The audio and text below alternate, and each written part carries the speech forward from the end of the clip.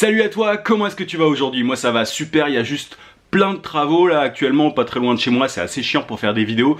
De toute façon le mois d'août à Paris en général c'est la fête des travaux, je fais avec, j'espère que t'entendras pas tout ça. Bref, aujourd'hui j'avais envie de te parler de clients, les 4 types de clients que tu peux rencontrer quand tu es freelance. On rencontre tous à un moment donné ces différents types de clients et évidemment il y en a des plus faciles à convaincre que d'autres. J'ai fait une espèce de cartographie des clients et je vais te dire sur lesquels tu dois te concentrer pour absolument décrocher des bons contrats et des contrats qui payent et non pas des contrats de misère. Bref, je t'en parle d'ici quelques secondes. Je t'invite juste avant à mettre un gros pouce bleu pour me soutenir et t'abonner à la chaîne si ce n'est pas déjà fait. À tout de suite.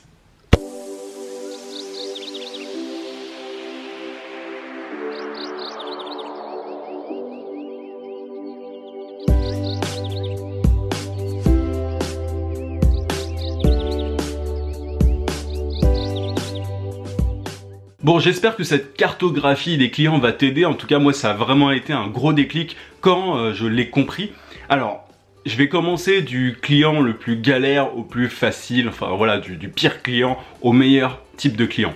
Alors, le premier type de client, c'est celui que tu peux voir le plus souvent, que tu peux rencontrer le plus souvent, notamment sur les plateformes pour freelance. C'est le client qui veut du pas cher. Tu vois, c'est celui qui vient faire son marché. C'est celui qui est sur les plateformes, qui te demande directement quel est ton prix. Limite, il s'en fiche de ce que tu proposes, il s'en tape complètement. Tout ce qu'il veut savoir, c'est ton prix. Il n'y a pas de bonjour, c'est vraiment direct, bon, c'est combien. Et comme si t'étais qu'un prix, quoi, comme si t'étais juste une dépense. Ça, c'est le type de client qu'évidemment tu dois fuir à tout prix, que tu dois vraiment, enfin, c'était pas un jeu de mots d'ailleurs, je n'ai pas fait exprès, mais c'est vraiment, voilà, ceux qui cherchent le prix, il faut les fuir à tout prix. Je suis lourd dans ma blague, j'arrête. Mais voilà, t'as compris, c'est vraiment, c'est ceux que tu vois le plus souvent. Le deuxième type de client que tu peux rencontrer, c'est le client compliqué. Tu sais, je sais pas d'ailleurs, peut-être que tu l'as vu, peut-être que tu l'as pas vu, mais j'avais fait une vidéo sur les clients vampires. Comment reconnaître un client vampire? Et alors, le client vampire, il est entre le client qui veut du pas cher et le client compliqué. Le client compliqué, c'est celui qui... Alors, tu pourrais le convaincre à terme, mais c'est vraiment celui qui ne sait pas ce qu'il veut. Souvent, on rencontre des gens comme ça qui, ils se disent, j'ai peut-être besoin d'un site, peut-être de réseaux sociaux, peut-être de machin. Ils savent pas ce qu'ils veulent. Et du coup, c'est compliqué de les convaincre parce que toi, derrière, tu as une proposition de valeur claire. Si tu fais bien le boulot par rapport à ton offre, tu as une proposition de valeur claire qui est en gros, tu dis concrètement, tu as une promesse assez simple, c'est je peux vous avoir des logos super premium qui vous permettent d'attirer plus de clients, ça peut être, je fais des super sites avec une forte conversion, enfin t'optimises le taux de conversion sur les sites, enfin bref, peu importe, mais en tout cas voilà, t'as une proposition de valeur claire et du coup ces clients là c'est très compliqué parce qu'ils savent absolument pas ce qu'ils veulent, donc ils sont entre le pas cher, entre le compliqué, bon bref, tu sais pas trop comment les situer et ceux-là c'est des vampires dans le sens où ils te font perdre énormément de temps, donc il faut à tout prix les éviter parce que sinon t'es pas sorti quoi. L'autre type de troisième, donc, qui pour le coup est quand même beaucoup plus intéressant pour toi, c'est le client.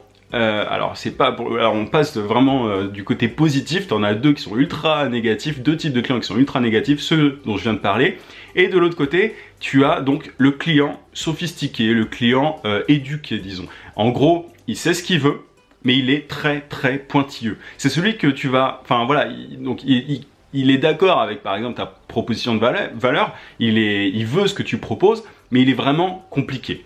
Dans le sens où, alors pas compliqué comme le deuxième type de client, mais il est compliqué dans le sens où il va falloir vraiment le convaincre, il va falloir montrer que tu es capable d'atteindre les objectifs dont tu parles, il va falloir prendre un petit peu de temps, il va falloir créer une relation de confiance, etc. Moi j'en ai eu pas mal des comme ça, et ces clients-là, ils sont bien parce que ce sont des clients qui ont de l'argent en plus. Quand je parle des clients sophistiqués, éduqués, ce sont des clients qui ont de l'argent. Donc on passe vraiment du côté positif, c'est pas du tout comme les deux premiers. Mais voilà, du coup, ces clients sophistiqués, éduqués, ils savent de quoi ils parlent, enfin ils savent bref de quoi vous parlez, parce que si t'es en discussion, en négociation avec lui, voilà, il est pas du tout à la ramasse, il sait ce que tu proposes et il peut, si tu essayes de le berner, il sait très bien ce que tu es en train de faire. Donc il faut avoir une relation ultra honnête, avec tous les clients, tu me diras, mais il faut avoir une relation voilà, assez directe, assez claire. Et bon, il faut prendre le temps de le draguer, entre guillemets, mais voilà, de lui faire comprendre que tu peux l'aider, concrètement, que tu peux lui apporter de la valeur. Donc ça, c'est le premier type de client positif, dans le sens, de bon client, on va dire. Le quatrième type de client, qui pour moi est le meilleur, c'est le client, comment est-ce que je pourrais l'appeler ? C'est le client aisé qui est dans l'abondance, disons, j'ai pas de nom, j'arrive pas, je pourrais pas te donner un nom précis, mais en gros c'est le client qui a de l'argent et qui achète non pas via des arguments rationnels comme le client éduqué, sophistiqué, mais via des arguments beaucoup plus émotionnels. Il achète un petit peu à l'émotion, quoi. En gros, si ce que tu lui proposes lui plaît, il va pas réfléchir 10 ans.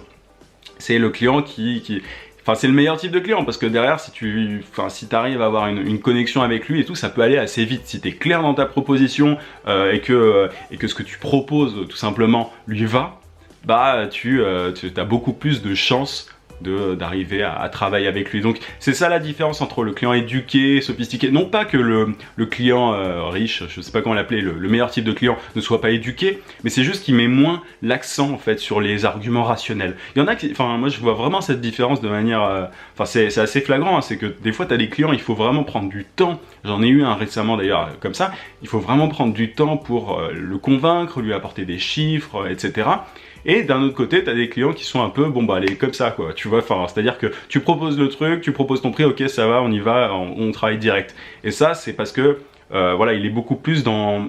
C'est pas impulsif, c'est pas un petit peu quand même, c'est un peu un achat impulsif, mais alors, c'est pas un achat bête, quoi. C'est-à-dire qu'il va pas acheter tout et n'importe quoi. Il va acheter si ta proposition de valeur est claire et qu'elle va dans son sens, c'est évident.